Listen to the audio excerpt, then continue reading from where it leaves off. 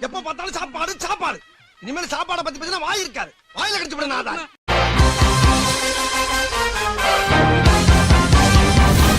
Hi hello guys, இன்றைக்கி எங்கே வந்திருக்கோம்னு பார்த்தீங்கன்னா திரு ஒப்பஸ்.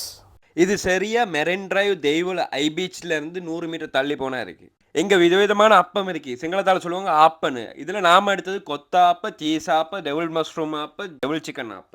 இங்கே அது மட்டும் இல்லை, சோட்டிஸ் பாபிக்யூ சிக்கன்லாம் சேல் பண்ணுறாங்க. பாபிக்யூ சிக்கன் வந்து 1800 சேல் பண்ணுறாங்க. இது ஹலால் ஃபுட்.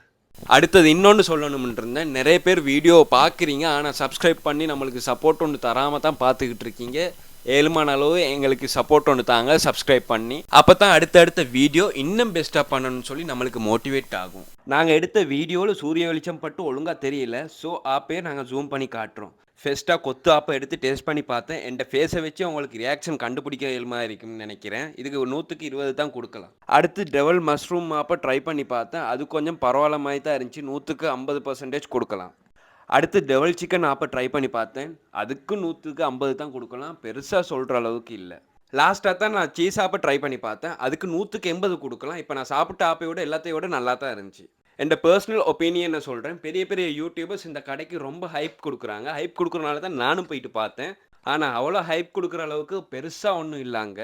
தேடி போய் சாப்பிட்ற அளவுக்கு வேர்த் இல்லாத மாதிரி தான் தோணுச்சு. நீங்களும் ட்ரை பண்ணி பார்த்துட்டு எனக்கு கமெண்ட்டில் சொல்லுங்கள்.